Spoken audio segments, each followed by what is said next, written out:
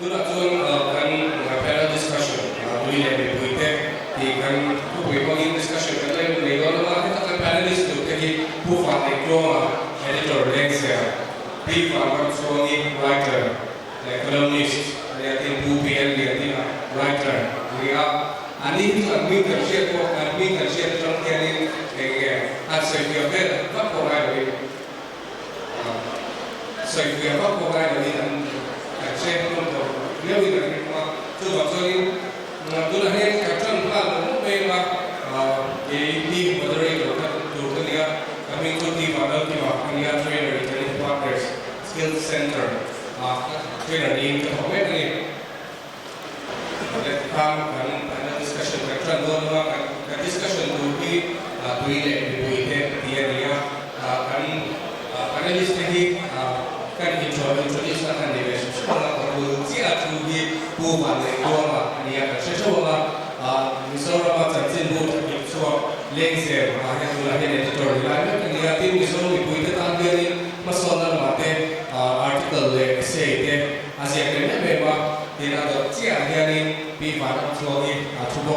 pihak suami ni kalau misalnya macam jenis orang tapi kalau ni sendiri writer ada bukatin atau so kita kan share dan tuan buat film dia kan share lah kan ini tidak dia berasal dari buku yang dia tinggal coba ni pokoknya ni essay ni artikel pika ping tuan ni song jual set main siap buat ni film tu ni bisa tak humor nampak apa misalnya tak dia ni coba ni dasar dia ni tu nak dia ni sesuatu hal ni pu và để cho cái cà phê sắp tới là cái tùy liền để tùy tết chỉ chung cho mà hết cái nghe này cả tết sẽ tụi lên tụi lâu bèo cái điều với nó cái sự hậu thủ ra lâu bóng mà chú cái chú cái bị sở các project liền tùy là ai mà anh nó tùy bị tùy na căn tuần ta trong mai đi nó sẽ có những cái tùy pu factor thì nó cái này là lại thế tim tùy anh đi pura một pura cái này share cái sẽ rồi thì lại thế ở đó về tùy xem không bị chúng ta thế lệ bị một cái chú ba cả cho nên cái complain nó trang phải share cái sẽ tốt rồi thì lại bỏ về là hết chuyện cái là attaka mi puitena kan dumna kan trak bai lai ni te chung ve sei tu chuan kan mi klo te alo mo he mai ka chu tiang chu na kina a soi na hun kan hong le nga tin na to ta pi waram chuangi khan mai kha alo ma eng lampang khoi in ge ani hian na sei ve don le tùy lên chen chung chan hi ki ma mi mal tak po le ro tùy khol hi ka lo ve thin ania ka fa te hianin kan len lo te hia tui hi an min petrasia kan nu hi an ren si lo nang chu tui chia min khol tira thleng ma sa sil nan ti thin kan ya chu ba ka tui pu soisel na ana se me ma mi zora ma hiam tui pu ang tluk thau hian mi pui hian kan zir lo em ti te po soi ka cha ka I chu ba ka chuanin I chongmalama consumer lama tanga pusil dong lian na thuran sei bil chungchang kha I ka ngai to na chan aron om lian me ma I anni khanin RTI PhD a an zo na enge ni 2014 na bil zale zani choi ngar pung chuang lo kiam chuang lo khami sing ni chuang connection consumer chuang an om ti kha sáng chúng làm chơi phải chúng mình sáng rục lệ thì chỗ chơi nó mà tị khá bôi một cái tia khá khá đi ban men in in phía xe tị khá trong mà làm mari ruộng thà ni no mo me tu na pu pi el liền ting eng lampang khoi in ge tu discussion a hian in ron sai chua I tum ve tùy mình cải thấu nước sẽ là túi sới rõ thì sẽ là sợi tồn hết cả thanh hoàng trái bình cả thìa chân chú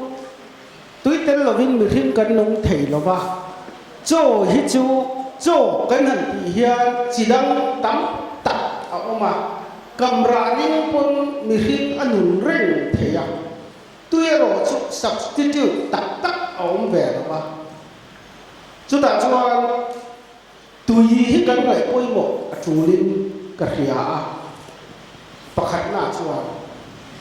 ram chan ka nga pianga tui an kuluka tun malak phei ka chuan foreign tourist te chuan Mizoram an ron tlo hian India man local hian tuya thiang lim lo ti hian tui hi an ron pai lut thi chu ti khop chuan tui chu apoi mo a amaro chu ke ni a hian engangin nge poi mo kan da poi mo lo le ka ria a kan da poi mo lo dan nia ka ria ta chu nakina sei zo te pon ka so yang dot le a chuan engineering hi kamai tua engineer te hi an nai sa no mani engineer an ne nia ma technical mi an nia thiam tu rangai an nia amaro chu kan tui pipeline kalda hi a technology kan ti don nge nia methodology kan ti don nge nia engineering hi engangin nge kan na hata hian engineering work sa men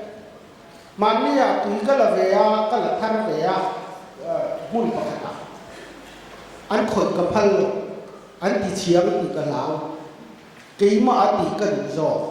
keima kai rin zo chu chu ka ngai ta pakhat ani ya thok tu fel tak tak tam takanom ti ka ria a chu ti ka ra chuan thok tu fel lo na ben von ve an om boka chung mi te chu mi tam dare na kan phut pui hian ni soi tu tam ta ko ma me ta chung chang te po hi soi ka cha khok mai chu tiang vel chu ka ni e ole me ta chang chi soi ngai tu ra ngai la tu la pu va ne to hi hun kan han pe ma sa le po ta nga le chin khalin tui pu bil le service chung chang han soi lang zo ra kha eng tiang nge kan wa hian ni na ron phok so don le tu la ku ni lo pe tùy cua cho nên sẽ mà với lại ông đầu tiên chiến thì cái bộ cái này tùy cua cái cô tụi thế mà ra thì một cái này miễn thì buổi phát triển sự tùy cua đầu tiên là tụi thế này dẹp lo cho tùy trước cái lễ truyền thì chắc chắn phải đi mà lễ truyền cái này tại sao nó hostel cái này mà quay cái số chắc sáng thì nó mặc cái xe nào thì là tùy cua chắc sáng rồi biết xem mà các vị tỷ lệ thì là cái ông tiêu rong hiền là cho chứ đi được cho ắt hiền nó là chân thật các vị kinh tế mà ông ta cho sáng tại cái này in tổ để như thế nào bây giờ chứ tùy cua dòng dòng hình xe ta là chứ các tỷ học rồi là chứ mình tùy cua chân thật chứ bây giờ có thể chứ mình phải tạo ra tí là anh tiêu cũng biết rồi riêng ông là ông ấy thì mà sẽ ra chuyện siêu cái gì chứ thì luôn cho nên thì chuan thì check ta là class ta ta mình cái cái số số cái tuần lại này tụi bao cả Hindu sát phạt thì cái số chứ còn chúng ta tổ nên tập tất cho phù hợp thì chuan em mà bỏ cho người ta sẽ hay đi theo cái này thì official thì sẽ cái tụi không này in thì quan thì quý đấy cho nên chúng sẽ sắp cái gì khôngอาจารย์สุนันท์หันเบียกฉับที่พวกเขาเอาชมฟิกอาจารย์สุนันท์มาบอกว่าไม่ทีมเห็นเป็นนี่อาไม่เราจะซุ่มเนี่ยอินดีอาตาเพชรที่ห้องลงน้ำเอามันนี่ที่หิมเชียร์ไปเลยใช่อาจารย์สิ่งที่ตัวเองมันดีโซ่เวลส่งไปเอาเฟรฟิกนี่ซุ่มมิเชียร์ไปกันตัวเอ็งก็จะจูตีเรทเทียนยังตีเรทจูเลโลที่ชาเฟข้าวของพวกเขาจูcái này là này à tốt đẹp cho tùy pu anh hình tháp hiện thì là với em sẽ nói là về đi monitoring phần tổ rồi vậy thì em thì là class cả khan hay liền ta hay pu ta chuẩn bị cái gì thì lại bỏ về đi mình tháp là thì là tổng thì hiện cái buổi điều sẽ được gì tin gravity mà tùy hiện cái phần in ắt chắc cái ông chuẩn lá quy tùy ở đông lề mà thám theo ông cho là đông tama tùy pu anh tại mạc chuan hiệp theo ông kha anh hong ngưng rồi cái mỏ anh tin em muốn thì về bây giờ sao bây giờ cái mình hong sao saka thì cho broad khai theo mình về cái tuma tim cần đông nhẹ em thì cái bộ cần tết kia anh rồi em về thế thật về thu chân áo nè anh hết tốt mẹ cho cần buổi luôn như vậy thì cái gì cho phone rồi cần thiết anh ta cần cho engineering chief phone này ai hiện mình biết tụi pu phone này đi lộ rồi cho tất cả anh hiện đi mình bùi nữa thì xem mẹ cái cho lại cho các đối sắc em trên cái chỗ ít tụi pu thì film rồi pakat na hoi hom na chu chang panina rui lo le et level chu chang patum na timing chen ka thi aso sa changin buai ni ari mama entina tho chang ni chen sia ni lo pe tu ra pe se lai a the khir lo ni tho chang ni ro dar o har ni mai the ya a me ro chu tui pu khan dar mu ngal ni lo fa a tu hu nu na da ang te te ni che mama chu ma chuan a the sham chuan hun pi nei le chuan te ta se ye ni tui pu ro ka sui tu chu anam ali apo lai ni ya tui pu chen khat chu tai ma ta kan ni ali ko ma pia ni hei chu ni an tia an ma ni tha te po in chi fe la tu ma chen khat chu mi pui ang tho an fe lo re na diam ne mo ali ke mo ni ya thế thì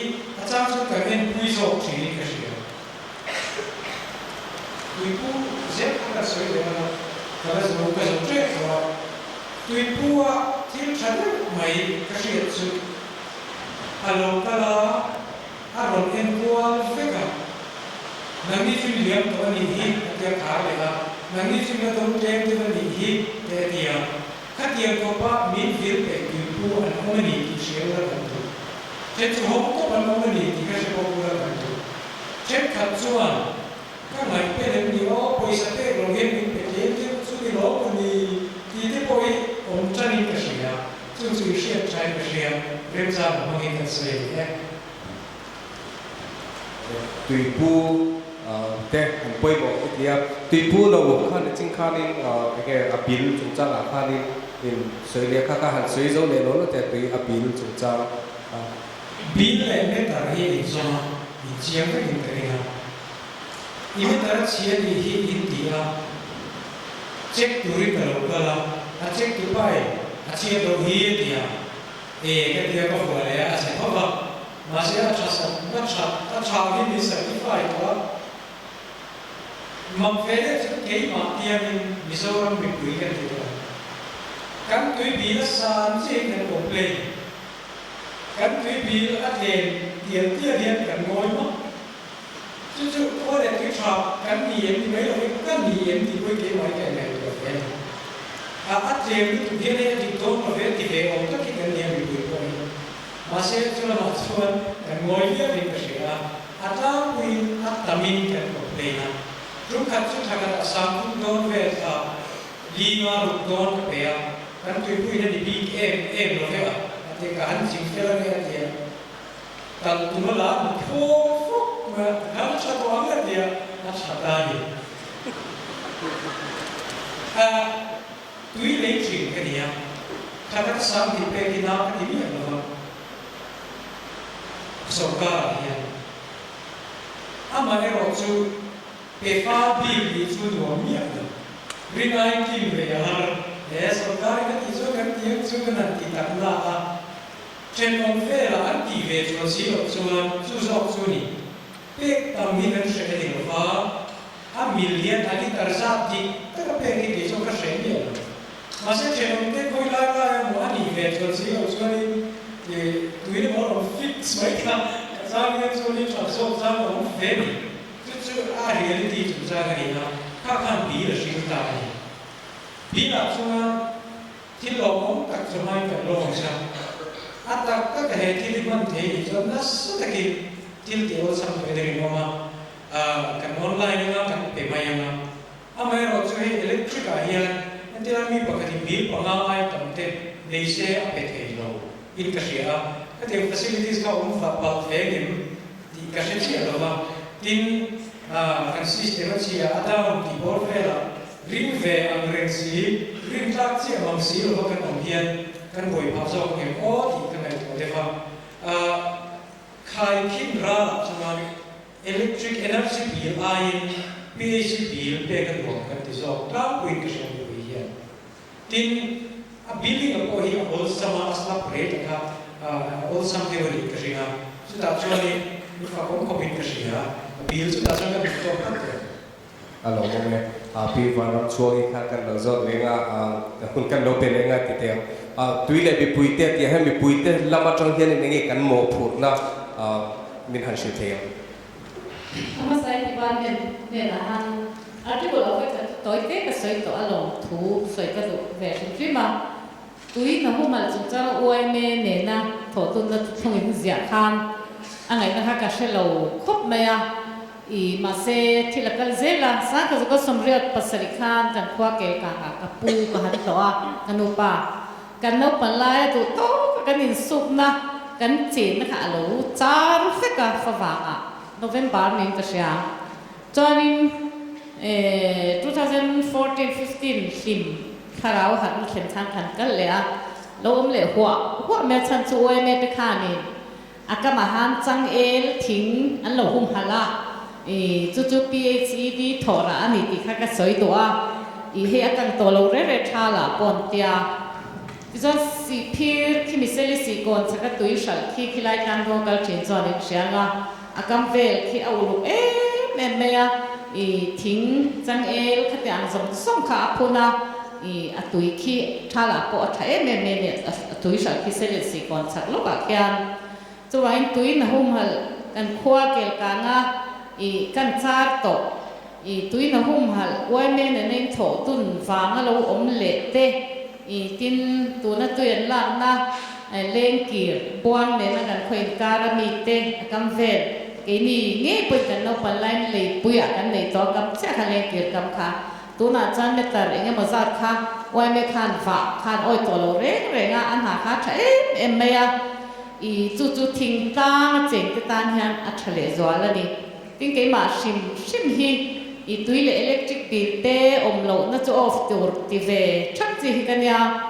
si phir kan in puya khan ai zo chang mi lo kan ya kum khat la ka khwa pang tui khwa ka sia pang ti tat tha kan ni a kan sia ma enge mo kan han pun khom chang te chia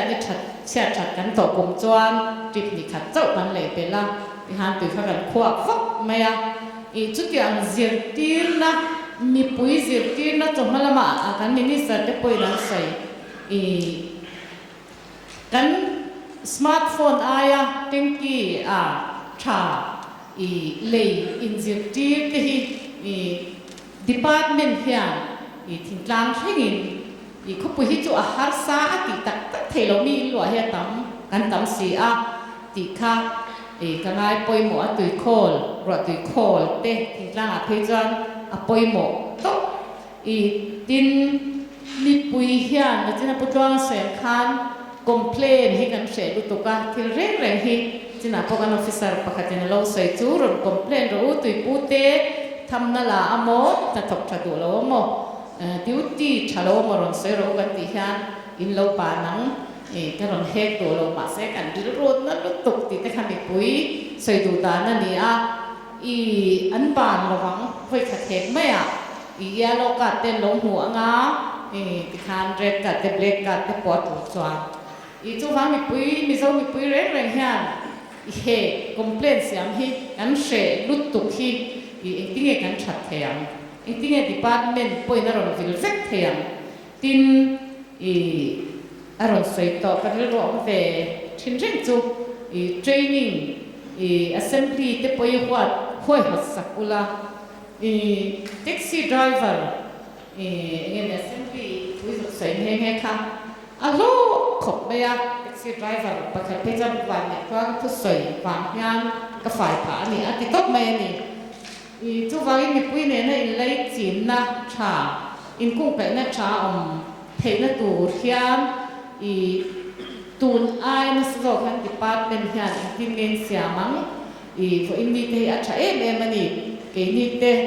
pom so sei me te pom mi ron som ve hiala zau le zwala tui putan bi te po a enge ni workshop seminar training lian deu siama pon lam mi te soma resource personatan chu pa ka chan mi pui na heng tui pu tham chung chang ke po hian khoi ge tui kan nei lo tui pu kan phone na nge ha ya dai ha te ngem pya la ya pur prin chu mi khami chu ka peng che hi ka sengun ve ni mo tui pu brand ti zu a ro stak plastic khang ang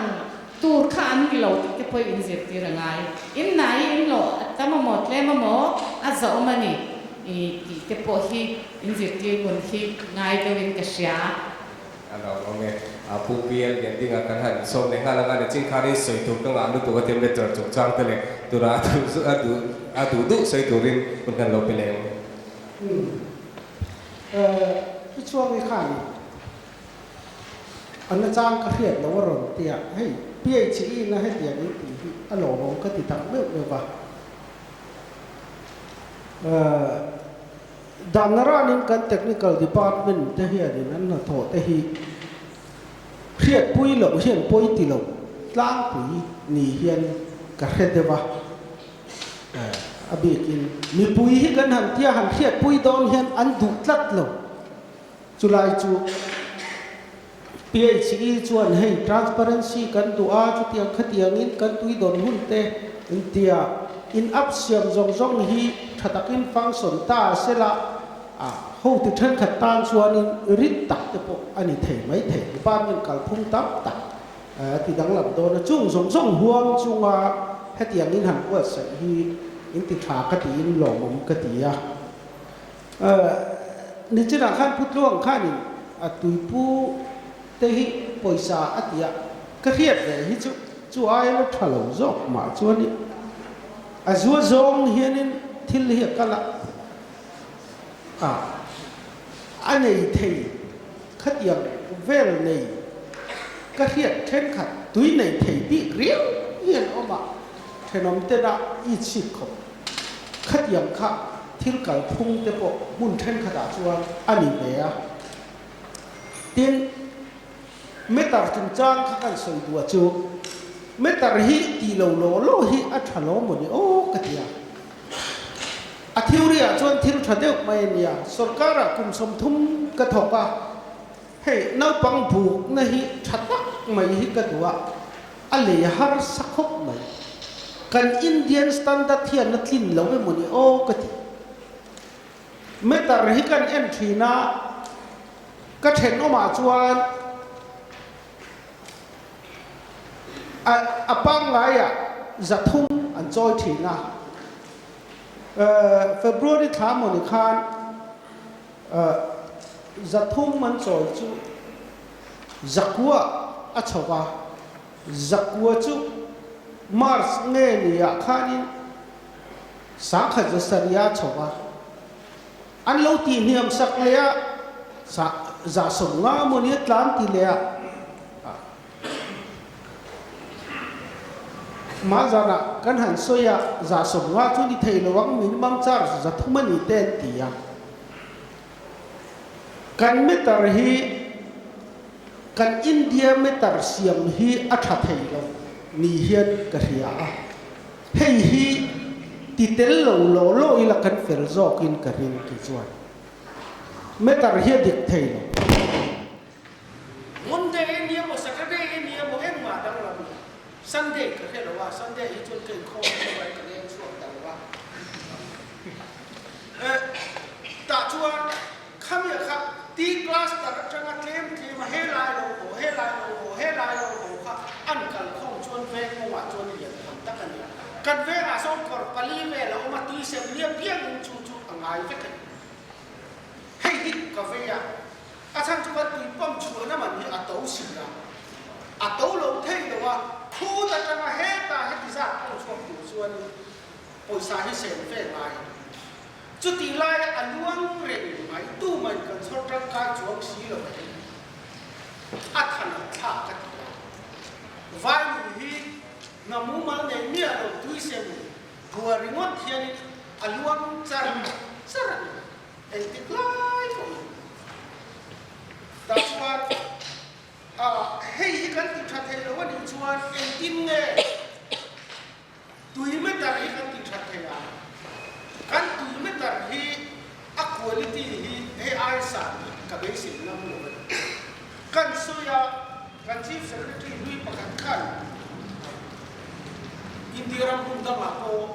hết giờ mà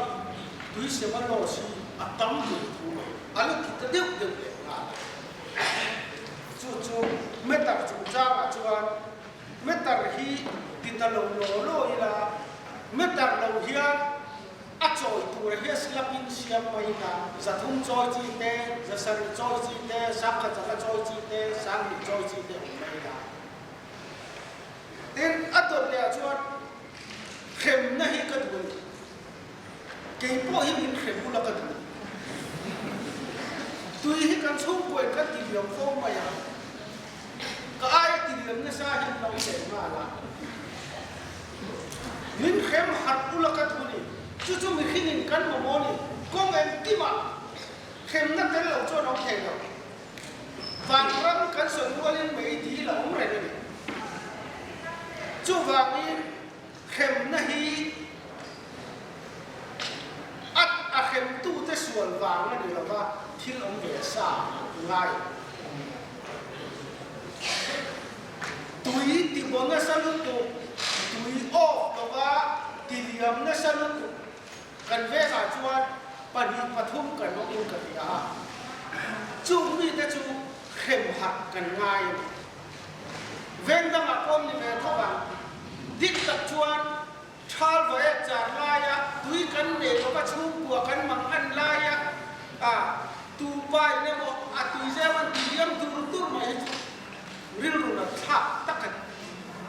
cần đi luôn thì khem mình tất khắc khem đi xe là cần qua lại túi theo cái gì sao một cái cà phê này mấy cái gì cái gì cái số này là tụi bay hi em hết tiếng này dễ chín chúng làm khan hết tiếng hiền những dòng thể lệ cái tiếng tụi họ luôn có ra tụi bay khó khăn rồi nên tụi họ đã nghe tụi này cái tiếng này phải tin đã căn đá như đầu tiên máu đã in đá được cái gì thu này tôi nhớ rồi IIT, SIT, SDOT, ZIT chú engineering degree này như lo mình hết giờ là tụi phải chăm tụi cho nên em ấy BE như này nào căn thiêm về này nó tụi họ đang tụi ra tụi thiêm thì là nó phải các cái chú tàu và chuan và ta chuan tụi chia ăn ta là tụi Health Engineering Department khác chia in mi in khai tô này chú mình xét lâu là tụi chuan in đà là chuan cái gì đà chuan tụi bay thì lấy đuôi fit khát đến in tiếng nghe fit in tia cùng tụi nó đi à cần ai trong khối lại tụi lộc chiếc rồng rồng thì công nam thì phải con làn vàng được phép cái này chút tiền thì chuan cái tiếng này chút tiền rồi tụi chuan thì mấy rồi cái tiếng này tụi bay cùng hít thì tập chuan thì cắn tụi đủ hiện qua cắn tụi nó cắn khệ rồi đấy engineering department engineer ni akan ngai te hian representative local ten pula han khol pula fit khan ya chan vela ting lo ni kam te thek che ta fit ni la ting lo fit khan ting lo in specification am kan ni ting lo kan zo mai do na lo mi suala kho kan ni amaro chu kan buai na chu in đuôi thọc khó mình cái quý sẽ in văn bản tụi mình rồi nghe tụi mình là gì à anh ấy tụi thì ai mình tụi lục sạch quý là rõ cả chú vàng cái này thiên mối các cái chú này đó không ạ hẳn số mấy lần bán đi là cả tụi bạch cùng chú công chua cả cùng mà cái lại với cả cùng khi cái tìm với cả tìm hộp còn có làm cắt tìm với cả glass bằng này này mình dùng nó trộn bột túi chén bula mi túi chén suối nó bula đi ra hay mình sàn sạc nó cái gì mình sàn sạc cái chú châu thì nó với concrete in hết tiền tiệt về lắc hiền cắt tiệt cement bẹt chân về bộ ngoài tùy chia này là in về lộc tùy in cắt tiệt ahar amaro chút chút tiền cái cuối nó chỉ cần đóng lộc chút thì buổi khác tan olsam thèm berak cho buher sốc cái dấu thủ hiền là hisab ingot mày hay hiền thì cần buổi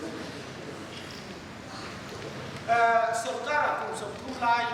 các thọc về discussion này không tú nào quân lý chú có sửa ra được cả ta chuan hết tiền hiền in đuôi mi cái hi cài cuối cũng là ăn giống mày à chú lại ta cái chú đi cái sợi hết tiền hết từ bách cần xăm dàn cũng đi dâu ra mặt cần hát cần lên này khả và những con ăn rồi khả chú đi vào ngay em có đi xe lan hết tiền nó sôi luôn nó tắt cái hẳn vượt sẵn như đó cái tiền tin thế chú đi xe là chuan túi committee về ngài hiện đi ra thành phố thiếu khang khang ngài hiện committee đi là ngài à road committee thế po mà ngài túi committee thế po ngài sanitation cái kia sanitation chuan một lộ bài road cái này mà túi hi cái sợi toàn khan riêng người na ta nó coi một thì sale na nó coi một này cả ni chỉ là túi nào cũng hàng chục trang đi chua cái sợi thế khác hết các làn hiện cái kia so nguồn thuộc kia so nên túi là căng rèn rèn là cũng chẳng có chẳng là nguồn túi mà chẳng là nguồn mà chúng là mình chỉ chơi rồi chúng là chúng là căng thấp thế cho khen mà nó phải son siêu sụp cần đua son căng căng muốn là trong hiện tượng rồi luôn thâu không mà một con sông sông sinh ra này mà tuy là hung hăng cái hiện chủ lực tụ tiên trên khát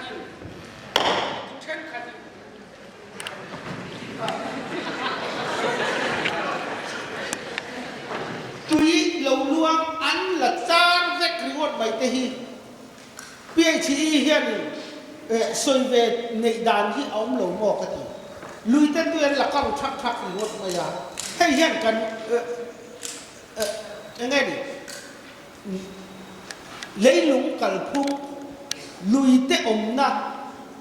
khát giang á tị đăng làm chui mày khát áp lên mình anh là đôi này pun vài lạc lộc đàn gì ngày tua ngay cái gì lệ kira pupir yang dia sai turun ngak le maya nak kira sai chun som le na turin ya cái chụp cái ngã cái tị khăm mò aku dah lama sai le ke turin kat ingat pi chua ke an som le ngai ang ngai dan te sai turin an som le ngai le cái ngày ta này anh tác bùi remiti chuanin pusi donga kha ala omem chamalama ipe par presena khani tui dil in khong roal lo lutuk le meter chungchang kha consumer lama tang hai lo zir chiang na sato sia han soi hong lami puitin ni na helai panela thutin en po a kan khel ho thenan remitien cùng sáng thì sổ ở đây cái sổ thì còn thì cái sáng thì sổ ở đây cái ai mà cái lối sổ đó cái lối sáng là nó cho khán giả cái này tùy áp dụng cái mình mong khán giả anh em trang giả giả định cái biểu cái hiện giả thì mi sinh đi connection sinh đi sáng đi cho nó sớm nào vào đây anh em trang giả đi trang giả mai cái biểu cái giả thì connection sáng đi cho nó sớm vào đây anh em trang giả mai sáng cái cái thì mi sáng đi sớm nào vào anh em sáng nó chúng lắm bằng cái giả thì giờ lúc sớm vào anh em thế cho connectionที่สามเนี่ยส่วนอะไรอย่างช่วงก็สิ่งทุ่มสังทุ่มสักว่าปะกาที่นั่นเนี่ยสิ่งทุ่มสังทุ่มสักว่าปะกาจวนสิ่งที่สามที่จะหาสำเร็จอะไรอย่าง a minimum aten thian per pe chuan kan tuina za pelo hi i za sumna pare ka kolin tria chu che lo za sumna pare za sum chuangal kolin mai ta hi a chemi a lo ông sẽ chú xin thun sáng thun giật qua bằng ai hiện mấy ta chemi a lo hi sáng thì rằng xin thì sáng thì rằng ha sum để pare ông tina đi là chú ta cho là hạt chú chuan tùy mấy ta cái chú bằng ta cái gì đâu mà cái gì tùy mấy tờ trong trang ka mi rama tu na kan man model aman theya kan rama achalo fa la ni chuan rin dan ta lo nei ve mai chu gravity hi ni mai om mangi pha ya chuan pressure in ang tlang puyanga tlang rama chuan na me lovin a chuan noi le chuan chung tùy pressure khai nang si lova keima ke sa chuan min thil dan chuan kapu a full ai hon chuan me tar he chemi alovang a vir thei lovang chu wangin a full lo te lepin hong ro min tia a full a hon khan tùy ka dong tam zo box se zoma har ang reng khop maya kan ti sam thina chu tiang vel chu a tai ma de vina kan han ti po a me tar ti vir tu kha ani chan ta a chu wang chuan ni china kan ngai thak ta kan khan a man tlak lo kan ti lo vek chuan a chan ka kan engineer ten hu chu a har lo hi ka ring deva pressure chung chang a anga pressure ni chuan gravity sang le niam a bikin aizol ang khopui in elevation in san le lu tu ka hian kan buai ni mai the chu adam ka sei zen he yen kama khan pupial liending and connection pipe chung chang soya ando chu kan traffic ka tin engineer lam po in du tu sama ni lafang abula mi pui om te le kan va yen kan du lo ni kan du chu tu yen ni alo kal kong ni chu kan lum ti oi lo tlang fe kan ni karing chu ta chuan nia department ni kan dem lo thei lo chewa dem tu poi nia in ti ania ama ero chu kan tui du lu ta hianin le ni sinan soyanga dan le in shem na mo eng ma om tak lo wa chuan kan ti cluster ti hi budung le nan mi so hena kan koi ni ni ti he ge a cluster dota bor na sa talu tukle hen vela hi ektinge kan solve ang ti lamai mai a official te thiam lo vek zonga di big lo veti hi ka soidu asan chu kan tui du lu ata wang te khanin ikan poisa lo tlang vek maya at nampung puimor phonani in department chawani lo vetin kan in chan du de le kani adot le chuan a big in tin tlang khuwa kan jin fe to na mun chen kha chuan sang zo ka tangin kho chuma tui kan la lu ta a fura thal chun zan zong in da kar som ni pali tui kha a lo lu reng ringot maya he tiang ni chuan a khuai nan mamong ba tui lu ta pakhat na panina chuan kha kho chunga kan leimi na siap theya pathum na chuan a nar lama ecological balance ti chia tari oma mi chen khat official chen khat ka zo in min chan na chu kan a stop a ti top na kan siam nual to sin an tia chu mi nu chu ka sin le na kala murenga tui hi a luang reng ma ni se khatianga kho chunga kan lu ti reng ringot hi chu a khotan po him chuang lova tin om zia nei lo a kal mang lo khatiang kho pa thiam to si ka chu ani a stop dan ka chu thiam om te ni a sen zo ga tam bel lovin ring oma chu chu kan sei le sham do ani ni chira khan tui ti liam lo chu chang kan soya smart city a chan kan tuma an ol em kho pa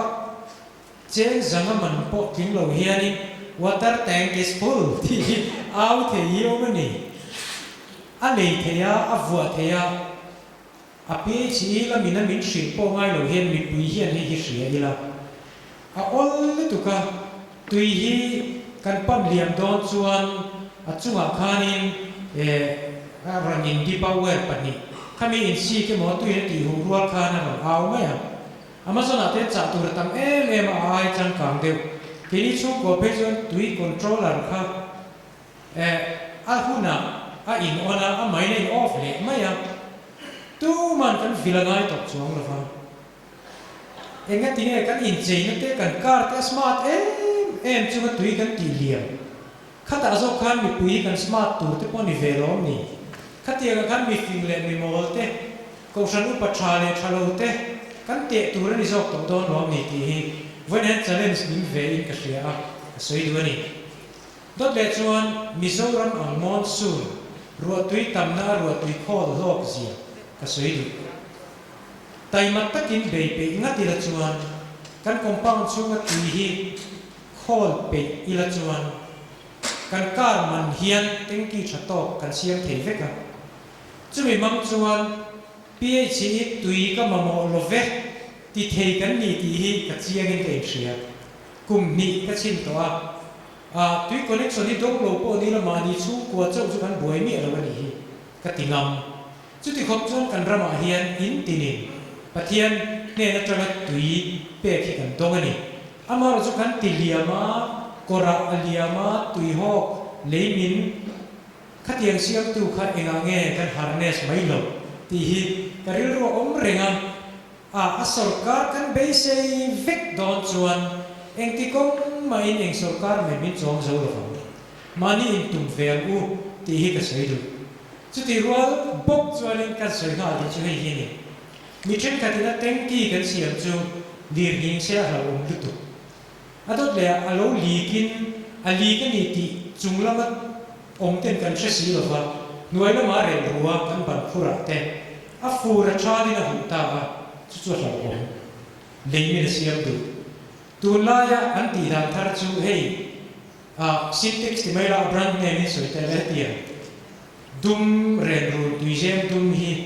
lei nuai a pu mai ni sai na khoi mi a lo box ya chare ye me ma tia dir ka hin ta ko ni se ama kha ma in soi ne soi a khat don lo a khi don lo khat yam pu te ko kha in jir ti ri la a chale ka ria chu ho chu dar sai te ba sai le ni pi varam chuang i khan mai khalo ho le se tu ra kan soi ta ba khan nang ma ne nge han soi bel le tu ra mo khai nei chuan in hun no pek che Pui lam ha soi ve ka se ka du giao me ka ve te ka chu soi to tui pu chung cham po ka khan I hei department te po hi atimual po viau in ka sia I chu wangin department lam khan tui pu in soi se la ri chuan heta kan complain ula action kan lo la ma tul anga sirin ti khami puine na awareness tam to pek ni se tha ka ti chu mi lo chan I tuna putwa nga soi tengki phum kha ka lo la shemi lo wa ti khol hi chu ka soi ve na sa I athat mel khop me amar chu khop pu ya hi chanin soi le soi nu mi in lo hi tam tak kan ya ma ni in nei claim ke ma zok lo mo te ka tia in te hin nga tho mang lang sia kan len lo te hianin an in chung kha cement concrete an ti thei reng kha rang fa in an tia tha ing ma za chu tui hi an her ho ngai lo ani mo fur lai chuan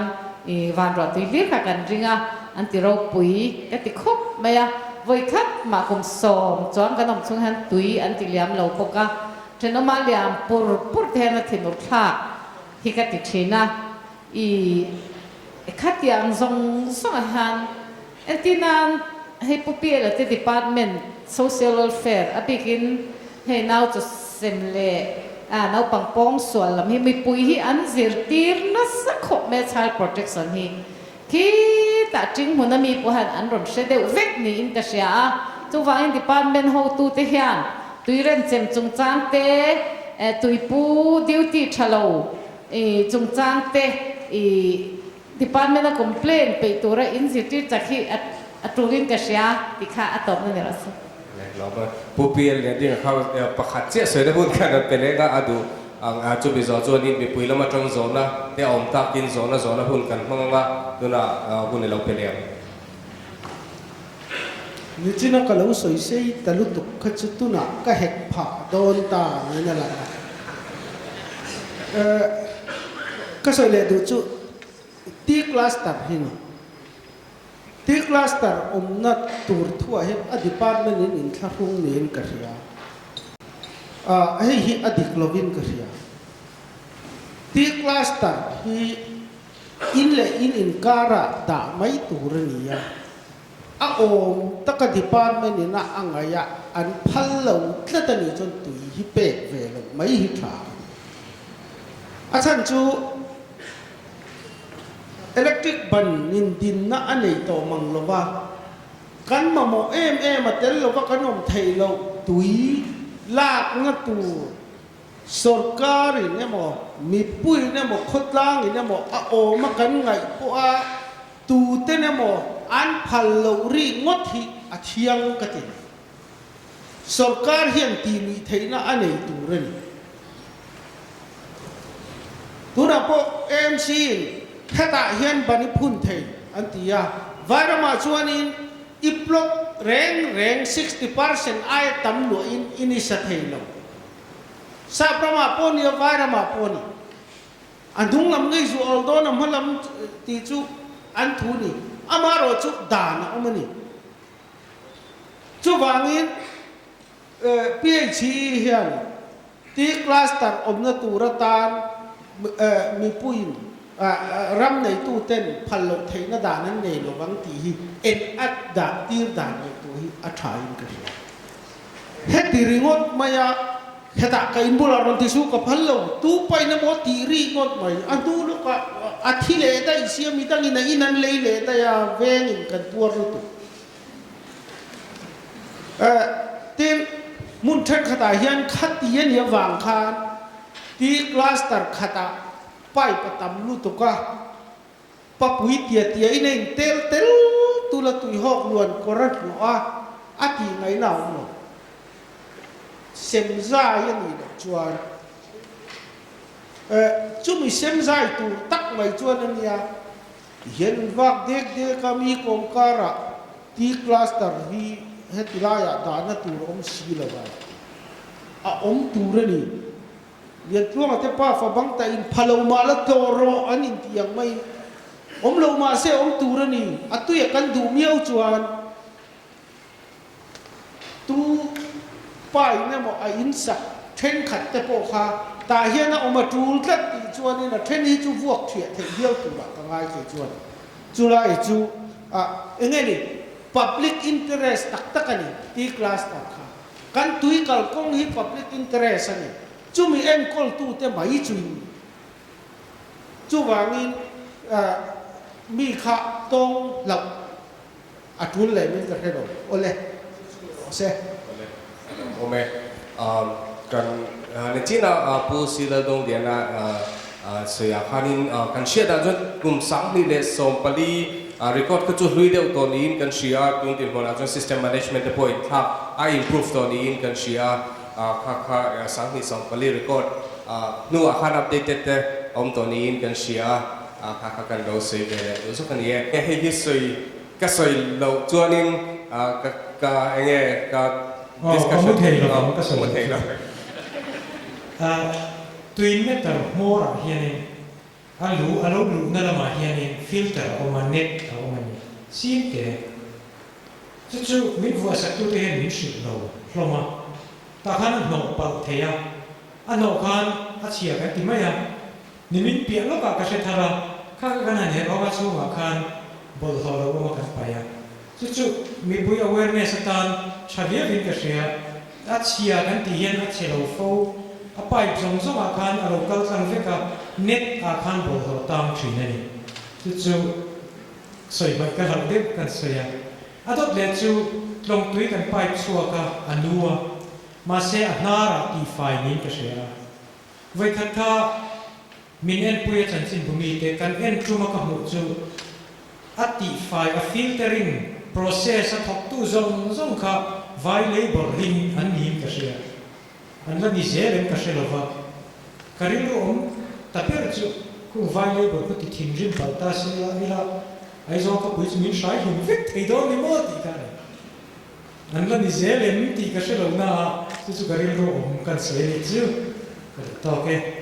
ole alo moment khan kan panel discussion chu kan zova kan panelist zaum tak tak te an chunga kan loma an lom thu soinan token of memento hlan hlok kan duwa kan ashes te khan hetama hian melo kan chho sakse